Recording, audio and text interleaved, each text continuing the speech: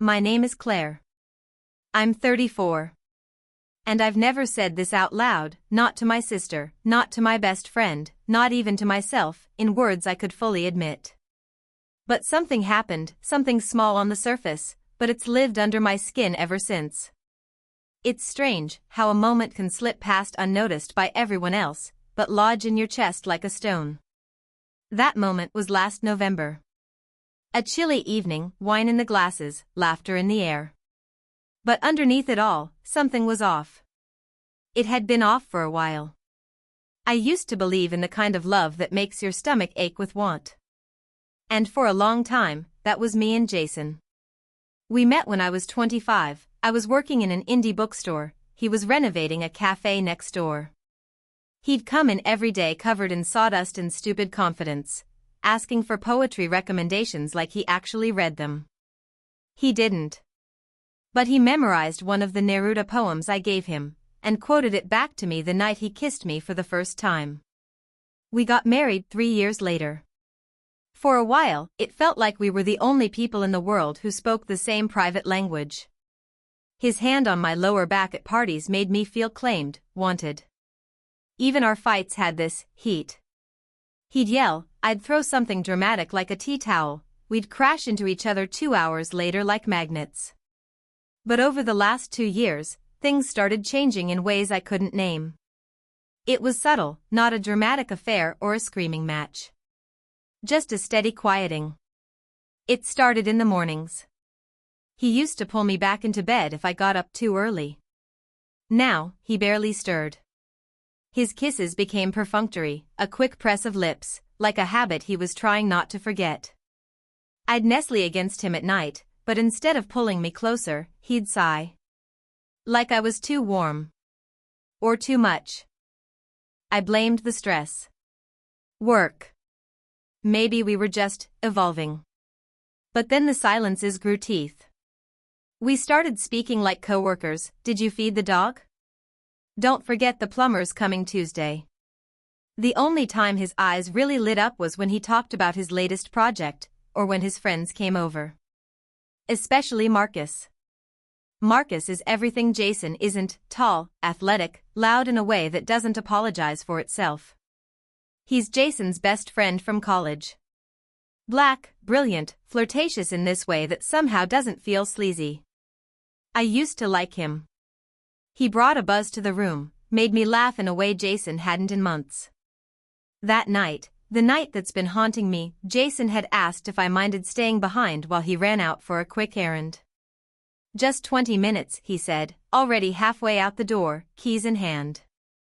He didn't even wait for me to answer.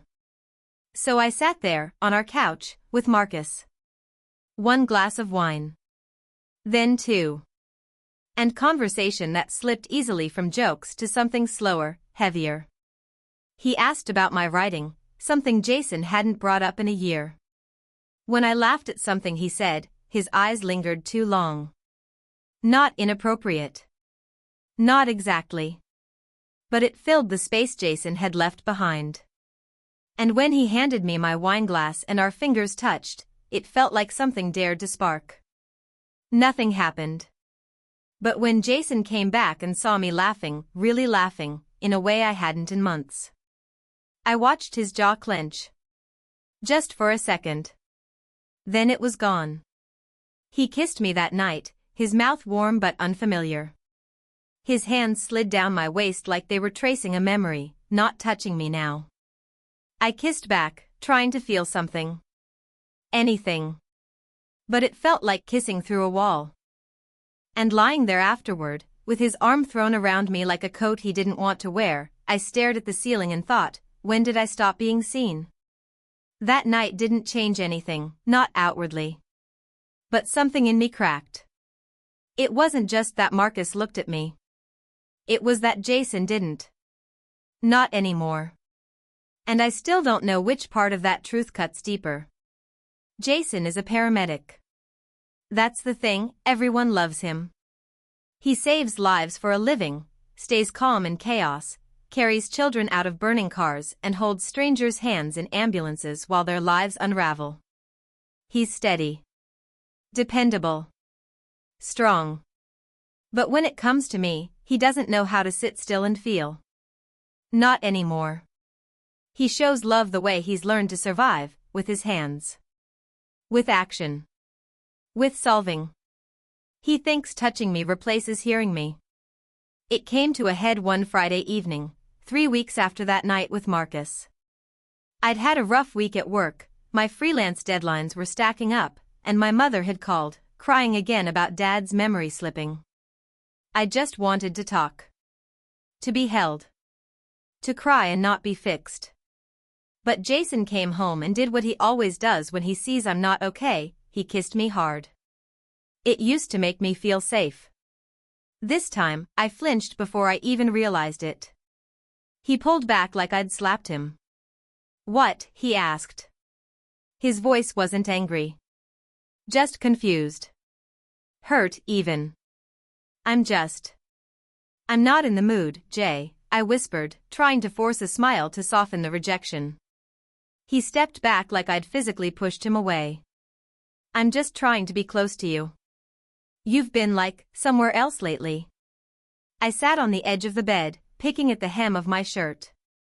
I'm here. I'm just tired. No, Claire. You're not here. You haven't been for months. My throat tightened. He wasn't wrong.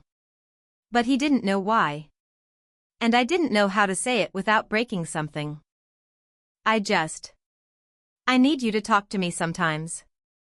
Not just, I gestured vaguely between us, trying not to sound accusing.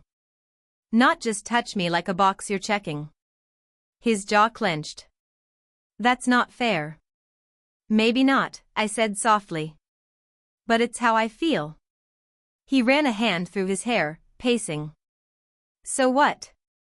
I'm not enough now? Because Marcus made you laugh? The way he said it, Marcus, made my stomach twist. That's not what this is about. He laughed bitterly. Isn't it? I saw the way you looked at him. Like you used to look at me. My breath caught. You left me alone with him. I was gone for 20 minutes. And in 20 minutes, I felt seen in a way I haven't felt in 2 years. The words slipped out before I could stop them. Silence. His mouth opened, then closed. He looked like I'd hit him. I stood, suddenly cold. I didn't mean.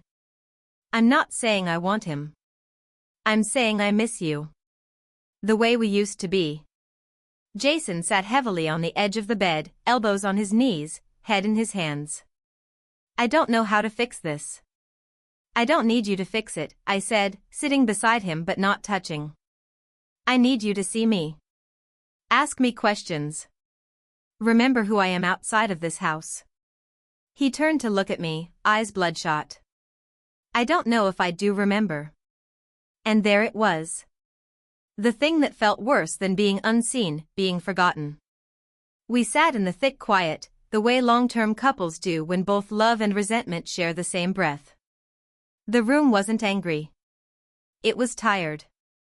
And I realized something then, that the slow disconnection between us hadn't been one big betrayal, but 1,000 small abandonments.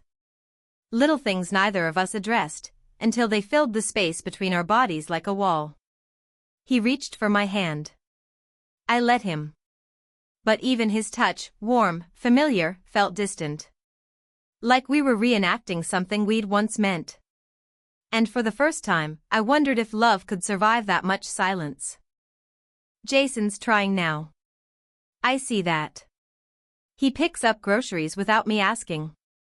Texts me random things like, remember that little Italian place in Portland? Or you used to dance in the kitchen when this song came on.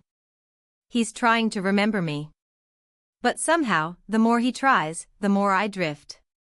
One night, a few weeks later, I came home from a walk, just needed space, a few quiet blocks to myself, and found him cooking dinner. He was humming. The smell of garlic and something buttery filled the apartment. The lights were low, jazz playing from the speaker in that curated, spontaneous way couples like us used to think was romantic. He greeted me at the door with a kiss. I let it happen. His lips were soft. Familiar. But the second his hands found my waist, the exact way they used to, effortlessly, like a reflex, something inside me went cold. I pulled back too quickly. He blinked. Sorry. Too much? I shook my head. No. I'm not in that space right now. He studied me, and for once, didn't press. Okay. But the rest of the night, I could feel the tension sitting between us like a third plate at the table. We talked about his shift, about how tired he was of the city's new EMT system. I nodded, smiled, tried to match the rhythm. But every time he reached for my hand, I flinched, not physically, but mentally. Like I was bracing for something I used to want.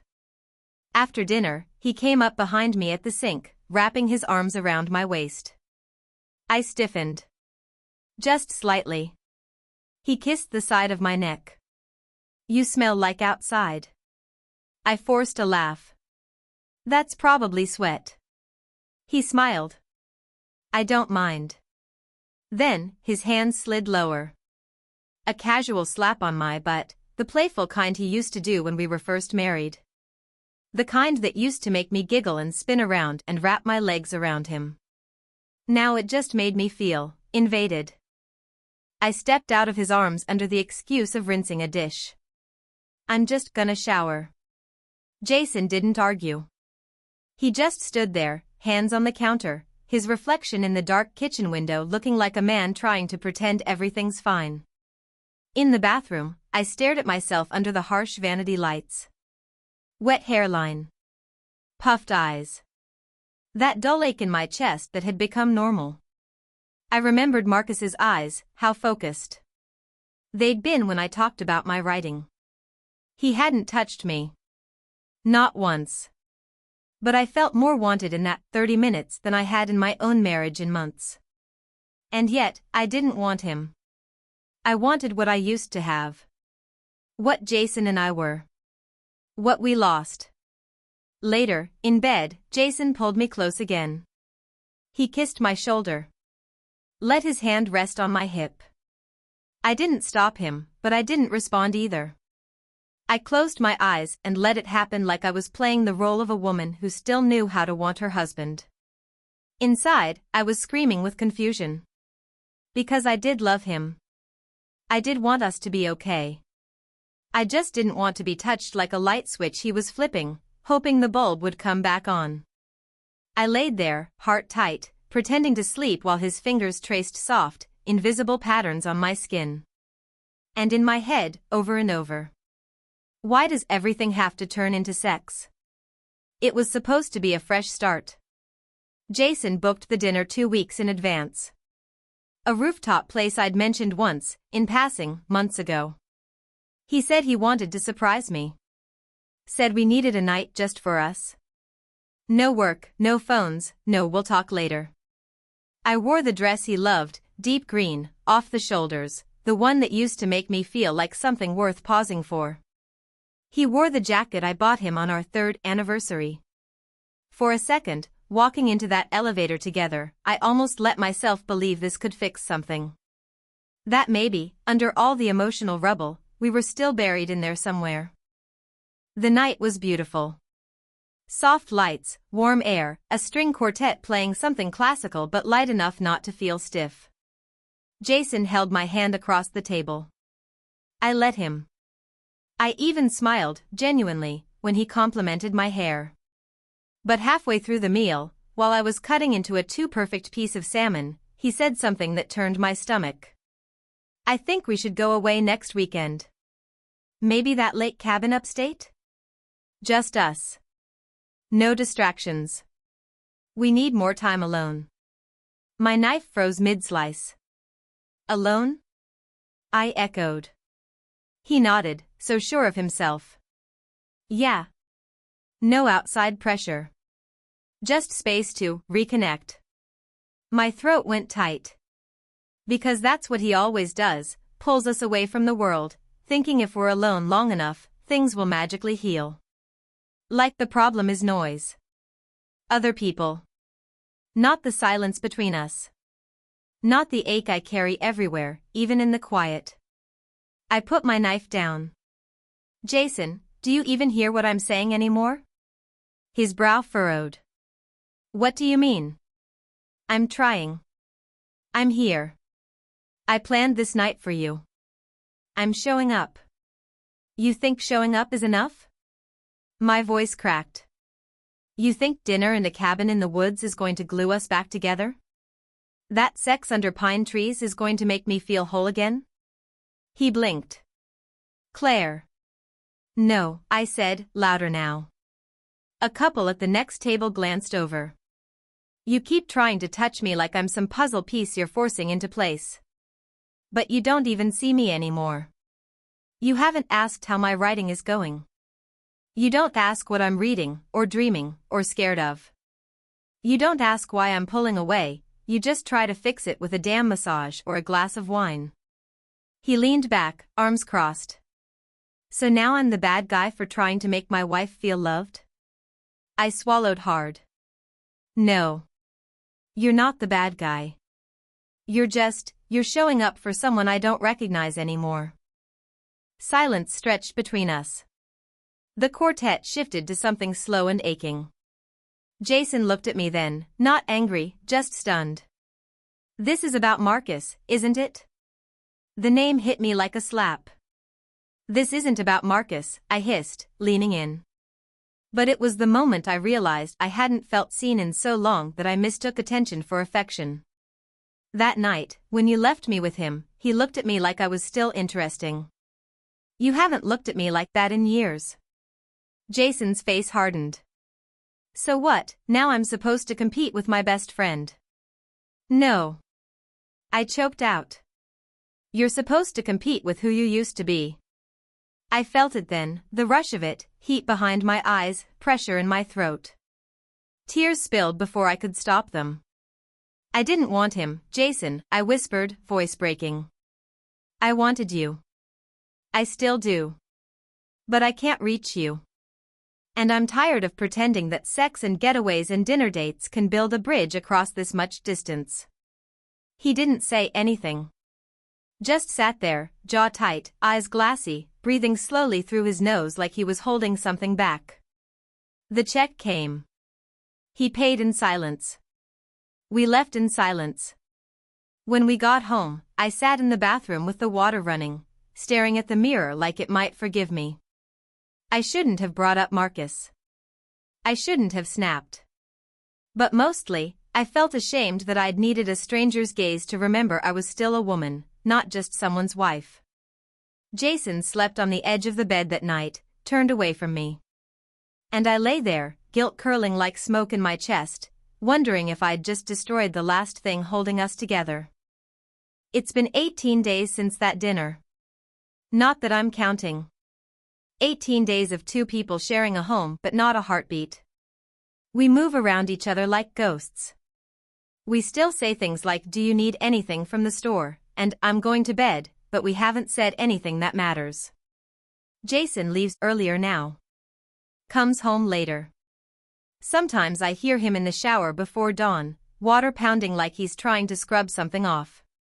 He doesn't touch me in passing anymore. No hand on my back when I'm cooking, no squeeze on my knee when we're on the couch. Not even the tired forehead kiss he used to give when he thought I was asleep. And I miss him.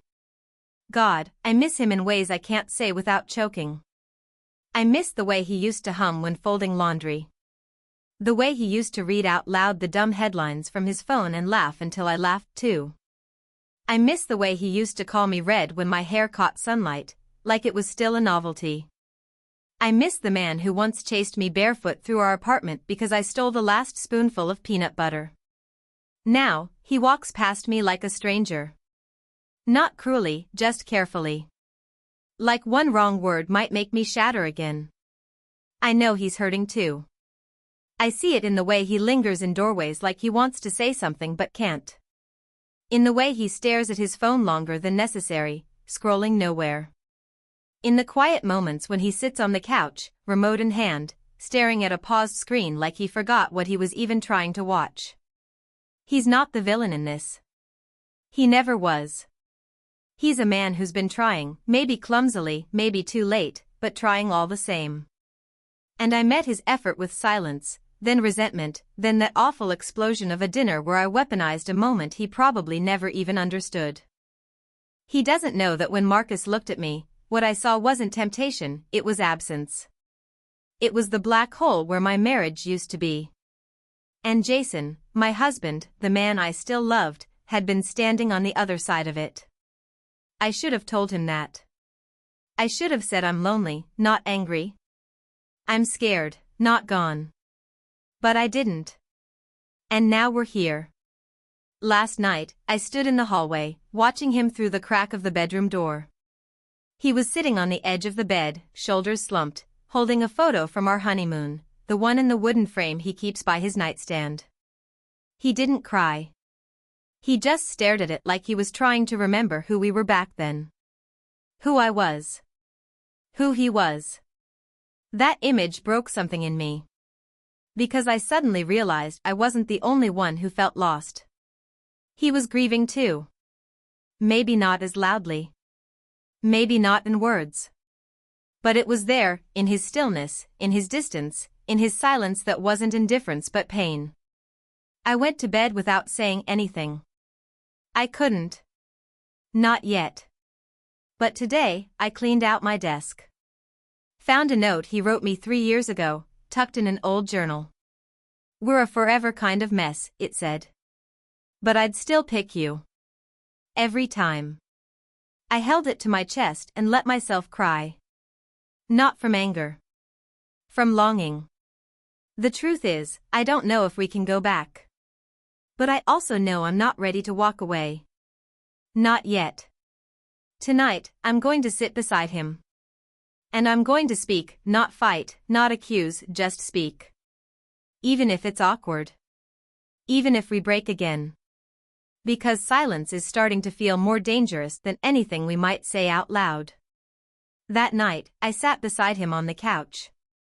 He didn't turn the TV off, but he muted it. That was his version of leaning in. I stared ahead for a long time before speaking. "I've been angry," I said. My voice was hoarse from rehearsing. But not just at you. At myself. At us. At how easy it was to drift and not notice until we were staring at each other like strangers. Jason didn't say anything. Just nodded slowly. "I didn't cheat," I added, because I had to. But I thought about what it would feel like to be someone else. Just for a second. That scared me. "I know you didn't," he said quietly. "But you let someone else see you. And I guess I'm still trying to figure out why that hurt more than if you had kissed him." That stung, because it was true. Marcus hadn't done anything wrong. But the look I gave him, it had been hungry. Not for sex. For something deeper. And Jason had seen it. "I think I forgot how to reach for you," I whispered. "I think I stopped making myself reachable," he replied. We didn't hug. Not right away. We just sat there, in the soft glow of the living room, letting years of missed words rise and fall between us. Eventually, he reached for my hand. His fingers were rougher than I remembered. We used to hold hands like a habit. Now it felt almost ceremonial. He exhaled, eyes still fixed on the blank screen. "I'm tired, Claire. But I'm not done." That sentence, simple, plain, broke me open. I leaned into him, resting my head on his shoulder. He didn't move. Just let me be there. His arm, after a long pause, came around me. Gently. No agenda. No weight behind it except the ache of wanting to believe in us again. We stayed like that for a long time. Later, in bed, we didn't touch. But we didn't turn away from each other either. I watched him fall asleep. His face looked older than I remembered, not from age, but from everything we'd been carrying without speaking. I still think about that night with Marcus.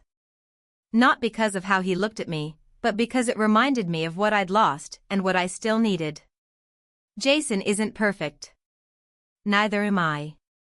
But tonight, we spoke honestly for the first time in what felt like years. There's no reset button. No fixing everything with one good night or one soft touch.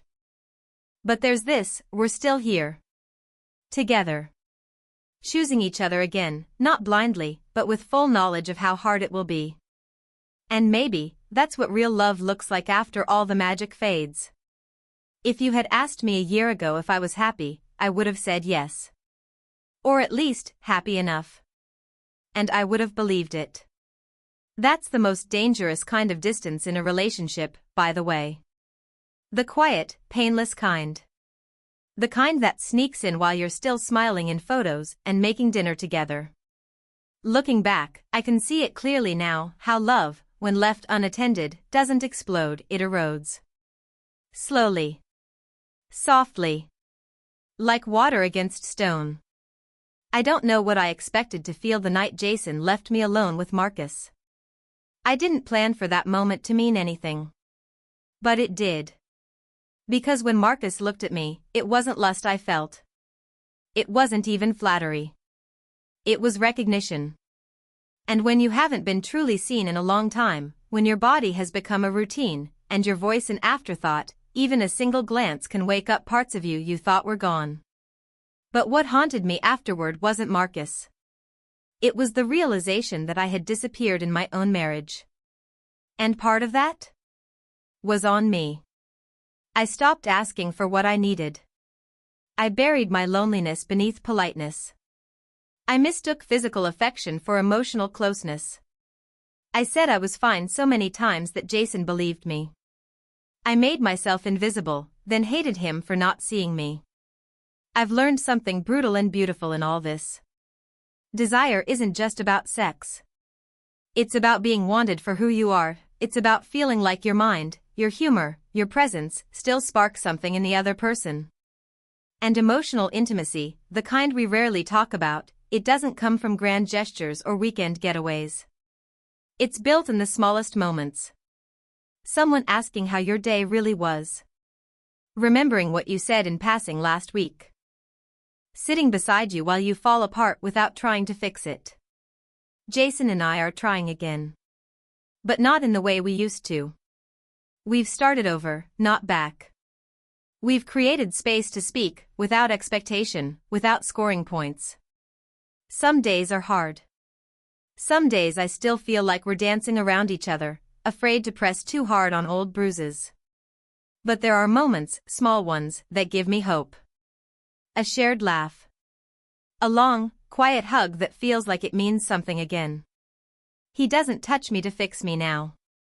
And I don't shrink when he does. But here's what I'll carry with me, no matter what happens next. Loving someone for a long time is not the same as loving them well. And being touched isn't the same as being held. If you're listening to this and you've ever felt yourself fading inside a relationship, please, don't wait for a crisis to speak up. Don't wait for someone else's gaze to remind you of your worth. You deserve to be seen without having to vanish first. I'm still learning how to come home to myself. Still learning that being wanted starts with being honest. Even when it's messy. Even when it hurts. And maybe that's the most human thing of all, choosing to try again, knowing full well the risk. Not because it's easy. But because, sometimes, love is worth rebuilding with bare hands. Even after the walls have cracked.